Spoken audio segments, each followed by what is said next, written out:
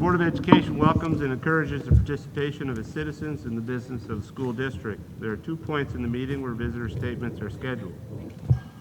Citizens are welcome to raise questions or make comments at either one. Comments will be limited to 3 minutes per individual and cannot be combined. Please note the Board of Education will not answer questions or engage in dialogue during visitor comments. If a person would like additional time to address the board, such a request should be submitted in writing 48 hours before the meeting to the superintendent. All right, do we have a... I think we had some people sign up for visitor comments. So if there's any in the crowd that want to come down, I'll start with this section to the right. Anybody on this side for visitor comments? Okay. There you go. So anybody speaking tonight, you have 3 minutes. I'll run a timer on the iPad. When I put my hand up, that kind of lets you know you have about 30 seconds to wrap up. Okay, thank you. Hello, my name is Maria Kaplan. Maria, you can pull your mask down if you want. Oh, okay, great.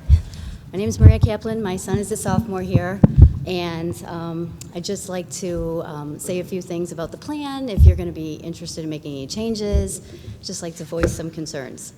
First of all, I'd like to thank everyone. I think this current plan is going well with the amount of instruction time. It was increased from the previous one that you had, and I'm very happy with it. I think that it's adequate, it's more than adequate, the amount of instruction time per week, so I'm happy with that, and I think, my son is getting a good education from this.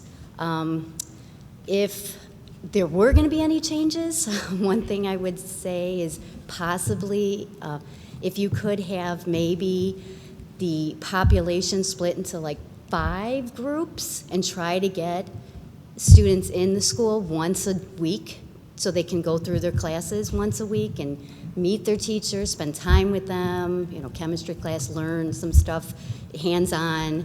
That would, I think, really, really help the students because while at home, they're getting a lot of education, the instruction's there, but just getting out and getting with the other students or getting with the teachers, maybe I think could help them a lot. Again, this is only if everything's healthy and our numbers are low in the community. I think it would be beneficial to the students to get them in at least once.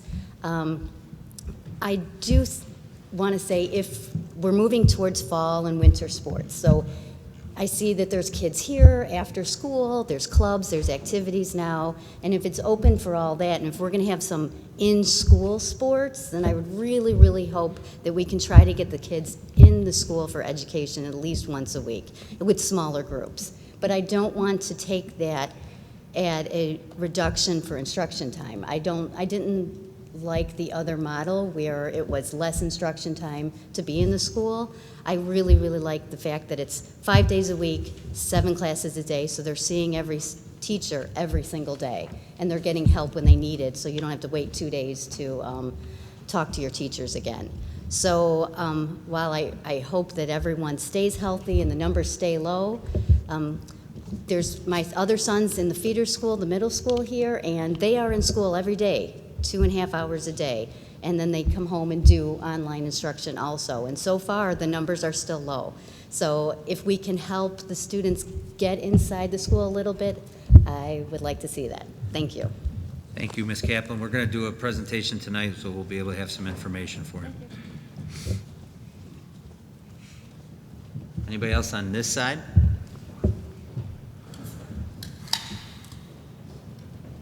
Okay, next section of bleachers. Take them down.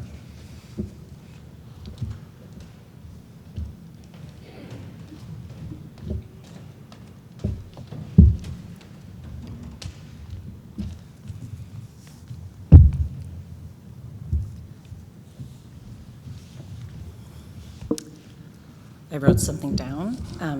Thank you for giving me the time to talk. My name is Trish. I am an average mom of 3 average kids who I think are special. Once I heard that we were going to a hybrid plan for the fall, I saw a spark come back in my kids' eyes. The shutdown has been difficult keeping the kids from depression and anxiety. I'm a little nervous. According to WGN News Today, depression has tripled since the shutdown started.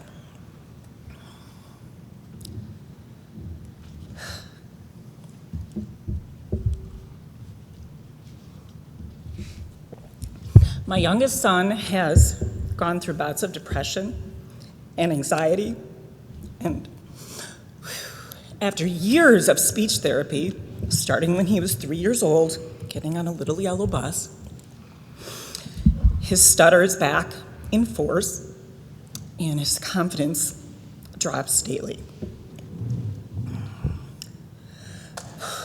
I do appreciate the Zoom instruction. That's so much better than it was, obviously, during the emergency. But I feel that somehow the children have been lost. With my kids, we wander around town looking at empty football fields. We wonder why District 96 and other feeder schools can manage a hybrid plan. I ask myself how my son, who's now a senior, he's gone 6 months now with no prep for the SAT, and it's coming up, I think, October 14th. I can't imagine how his score will be better than it was during the PSAT with no prep, no school. I see my boy's anger and anxiety grow.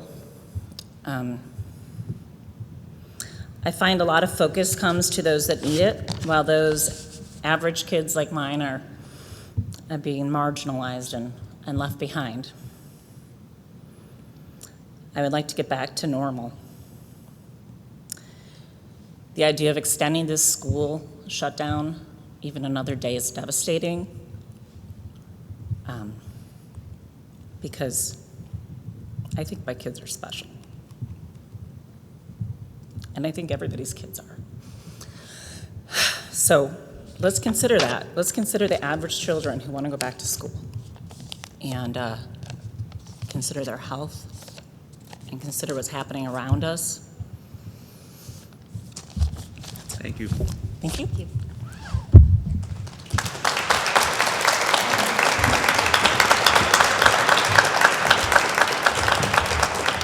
Okay, anybody else in the middle section?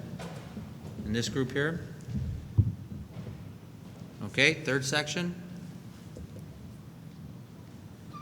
Okay, it's okay, just come, if you know, there's when the next person comes down, after that person, someone else can go.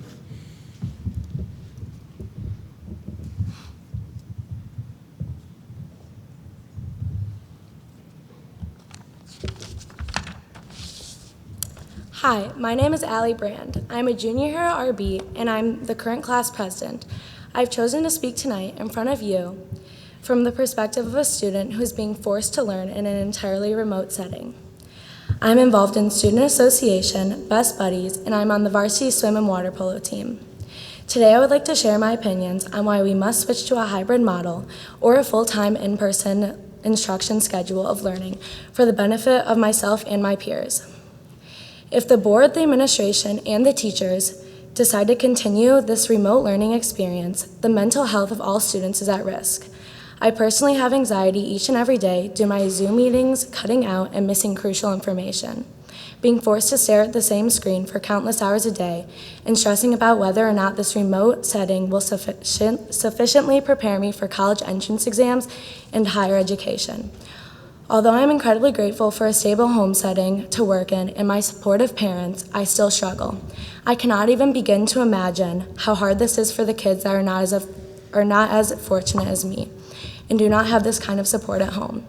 Public school is supposed to be about equal opportunities for all. Remote learning does the exact opposite. Being isolated in my room for several hours a day, plus around 2 hours of homework, genuinely makes me sad. I don't know another way to describe it. I've discussed remote learning with countless students, and we all have the same opinion. Although my teachers try to instruct us as best as they can, we aren't learning even half of what we would be if we were in person. The lack of socialization and seeing our classmates in person is taking a toll on all of my peers. Some students only interact with their friends during the school day, and e-learning is taking that away from them. I promise you, if there is not a change that is made with our current schedule of strictly remote learning, it will negatively impact all the students at RB. This will not only affect our mental health, but also our future as students. I spent this summer working in retail, a cash-only business, interacting with thousands of people each week. It was important for me to do my job. I knew the risks and took the precautions, but I still chose to work. We can't be hiding away from our lives. We know the risks and we will follow precautions for safety. We are only asking for a chance. Thanks, Allie. Good job. Thank you.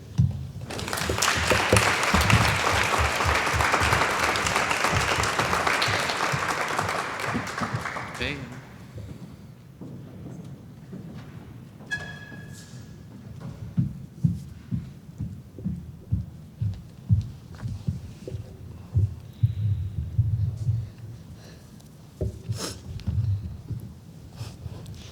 Good evening. My name is Emma McVicker.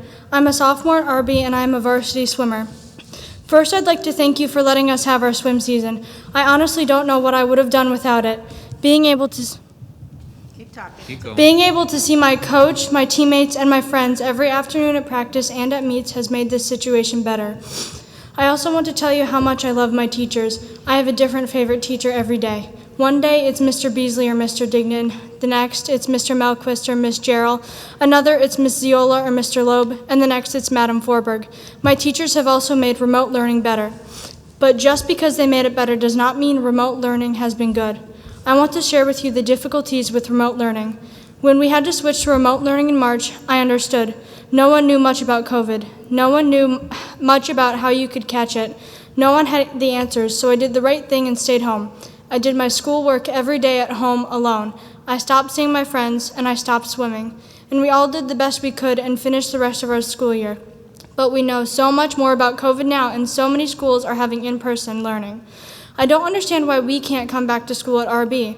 Why can't we try and put all the things we've learned about COVID in place and come back to school? Remote learning is hard.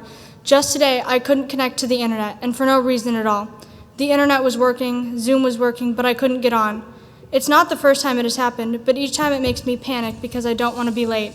My mom was there and told me to go to my hotspot, but if my mom had already left for work, I would have panicked. I shouldn't have to panic all the time about remote learning. This isn't the right way to learn.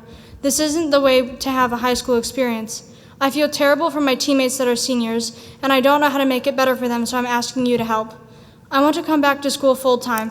I want to get the same educational time we are getting now. I want to be able to walk the halls at RB, sit in my classes, and see my awesome teachers in person. I know COVID is serious. I know we must be very careful, but I believe that we are mature enough and responsible enough to be successful at in-person learning. I understand the teachers are worried. I understand the parents are also worried. We are still worried ourselves. But let us show you we will follow the rules. We will follow the guidelines. Whatever you want us to do, please just give us a chance. We at least deserve a chance. Thank you. Good job, Emma. Thank you.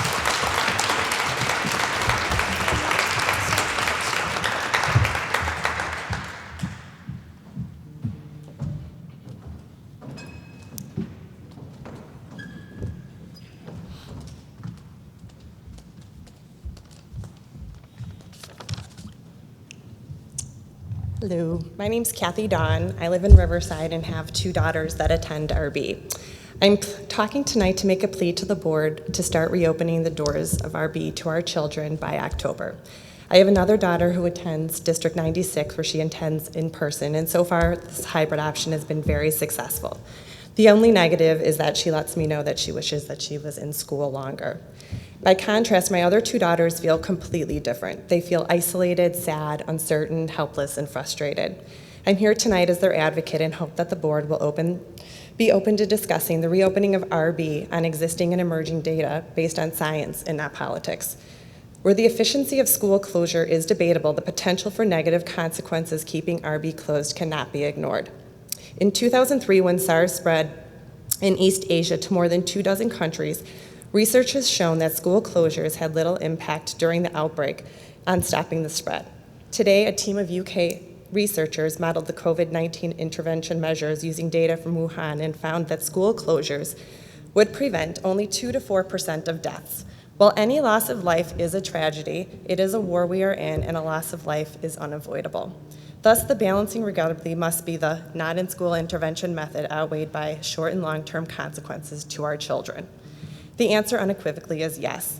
Reopening RB may force some teachers that we love to make difficult decisions about whether to continue their jobs and risk exposure to the virus if they face the chance of illness. While the decision is complicated, the question of who decides if it's safe for the teachers to come back. What happens if RB says, we believe it is safe and the teachers believe it is not? How do we get this resolved? I'm not sure there is a clear system of process to answer this, but perhaps we have options for our teachers. Is it possible for RB to offer early retirement incentives or have teachers take advantage of FMLA for the remainder of the school year, or create new roles and positions for the teachers who need to stay at home? It's heartbreaking the circumstances that our kids are faced with. We need to come together and advocate for our children to return to in-person learning. I know the teachers didn't sign up for this. I know it wasn't part of their description, but that was true for most of us in this room as well. We as parents go to work, we go to the store, we go to the doctor, and so do the teachers. The risk to our future generations far exceeds the risk to us to go back to teaching, to go back to work, so that our kids can thrive. Based on the foregoing, we owe it to our kids to have them back in school. My two daughters going to come, so I just have a couple things that they wanted to say.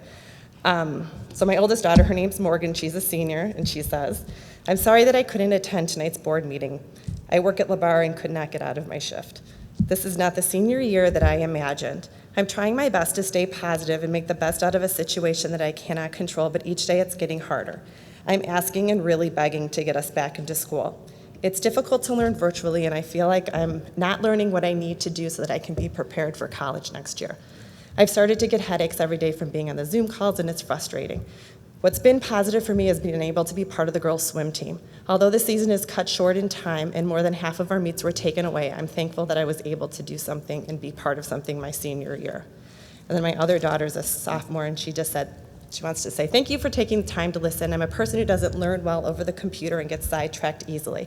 I'm a person who needs to be able to touch and do things like science labs versus watching my teachers do them over Zoom.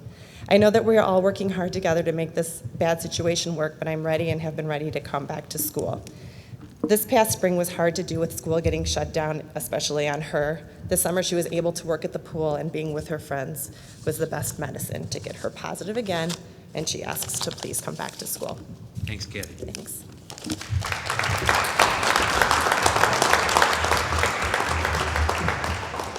Anybody else from the third section? How about the last section? Anybody in that little last section? Is that it for visitor comments? One more? Okay. Yeah.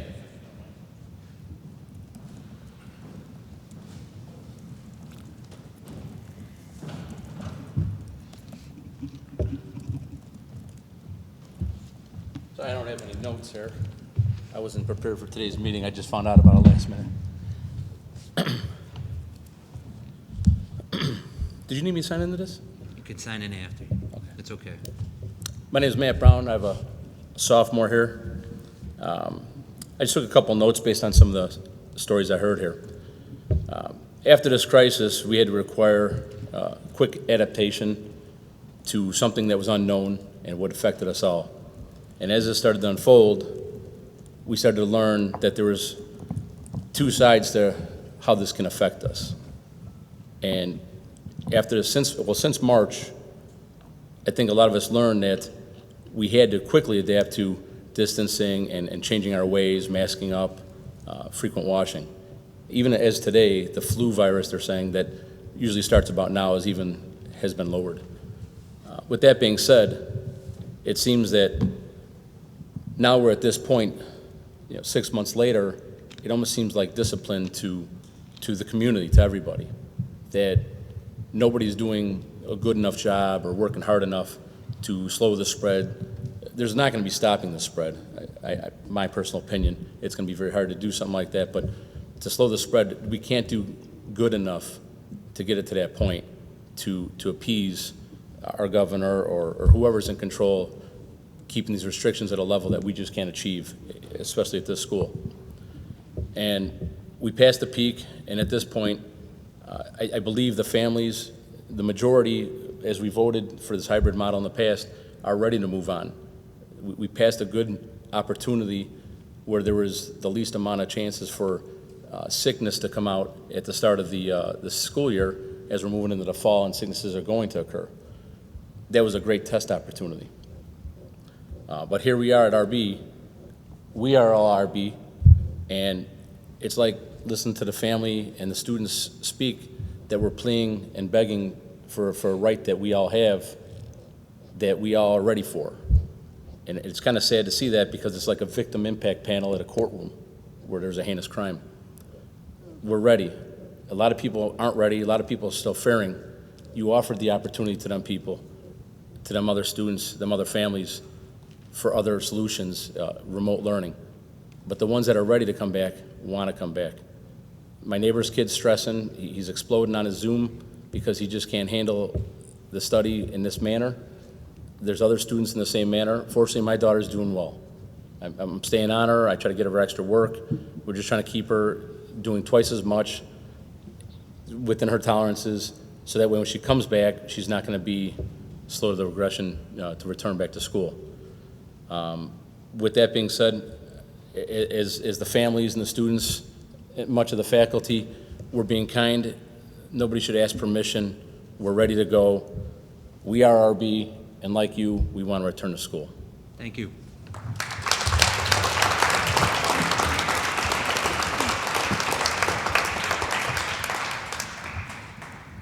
Okay, there's, Yep, As soon as he's just let him, done.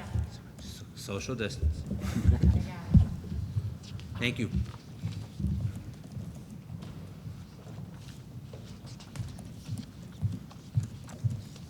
Hey, I'm Jen. I just wanted to speak to, I have a son with an IEP here at RB.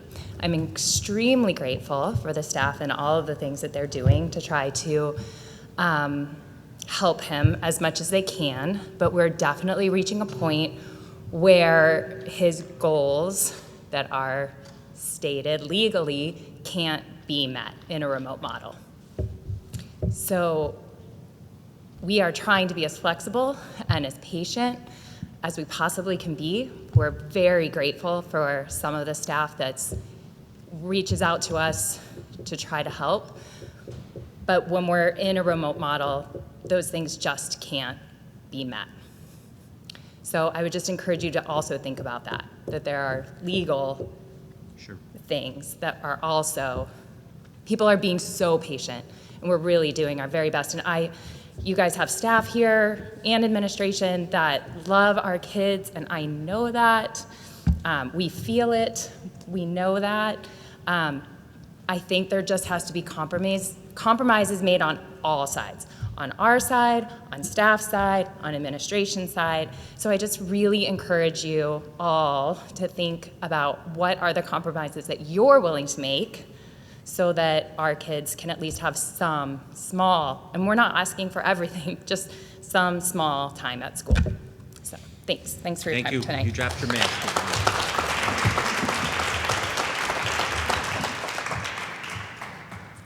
Are there any other visitor comments?